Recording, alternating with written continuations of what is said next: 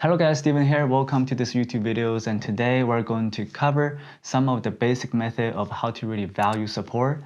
And I do see a lot of beginners making the same mistakes over and over again. So in this video, it's going to be very helpful for beginners to actually find the correct dip buy strategies or breakout strategies as well. On the second hand, it's also going to help you to find the correct statistics you want to track.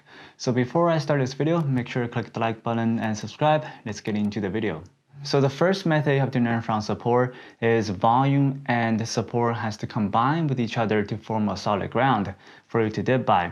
So in this case, I will actually give you an example of DLPN that happened last week to give you an idea of how to really look for support, and also some of the terms you learn from books like 200-day moving average or 52-week highs or view apps.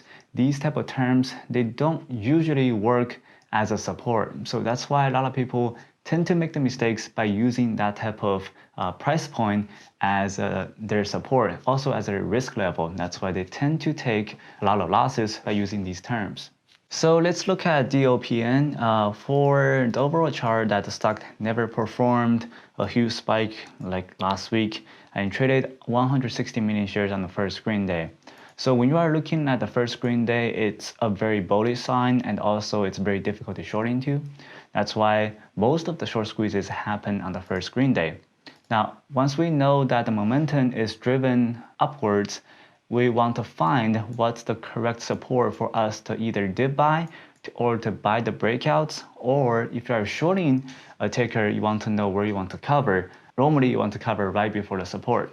So in this case, you can have to know the both side, either long and short, to figure out where's your target and also where's the short seller's target as well. So for the chart DLPN, you can see that the stock consolidated between 15 to 17 for almost the entire day. And when the stock tends to break out through that $20 area in the after hour, majority of the people will use that support to buy the breakouts. And you can see that the stock went from 19 to almost $40 in the next day. And it tried to test the $40 again, and it went back to the $19, $20 support, and it's cracking very, very slowly ever since that day. What we can get from this chart is, first of all, that first green day normally is the uptrending momentum.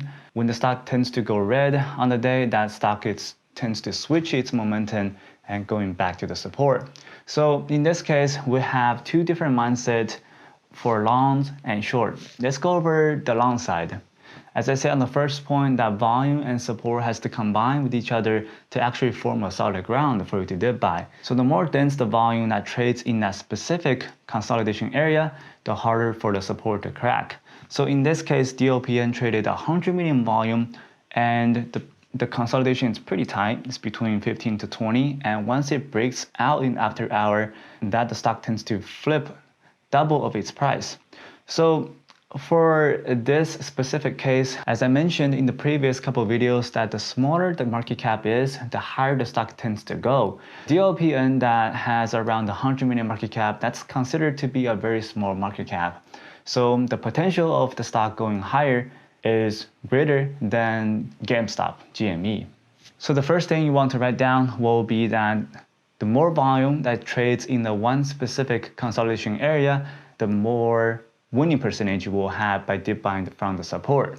The second one you want to write down is if the stock is on the uptrending momentum, especially after the first green day, performs a breakout and it tends to go parabolic in the after hour or into the second green day, you want to memorize that if the market cap is really small from the beginning, then you have a greater potential to get more reward by dip buying or buying the breakout from the consolidation area. So the second point I want to cover will be dip buying strategies from the support. In this case, this is more about buying from the support after the stock tends to lose its massive momentum from the day high to the major support.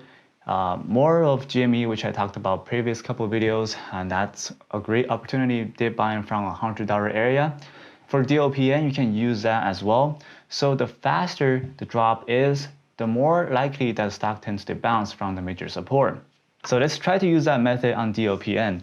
So you can see that the stock went from $40 to 19 in one day. You can see that the action of the chart is pretty slow. That it slowly faded all the way back from $40 to 19. But for GME, it dropped $300 within an hour. So that's not the normal action you get. That, as I said, that the faster the drop is, the more likely the stock tends to bounce. So if the OPN that performs the action went from $40 to 19 in about 30 minutes or an hour, this is the chance that you can dip buy, because you can see even the stock tends to fade all day, it's still difficult for the stock tends to fade more after it hits the major support level. So you can see that once it hit the support, it's bouncing a little bit, and it's also fading about maybe 2%, 3% on each day, and sometimes it tends to go up again. So overall, that two method you can learn. First of all is the support has to consolidate with a lot of volume. The second point is when the stock is on the downtrending momentum, you want to aim for the fast drop. You don't want to wait for the entire day after the stock already faded. So those are the very two basic methods you can learn from dip buying support, and also try to value the correct support. So that will be all for this video. Leave a comment or a question below if you want me to answer. And that will be the end of this video. Thank you very much for watching. I will see you guys in the next one.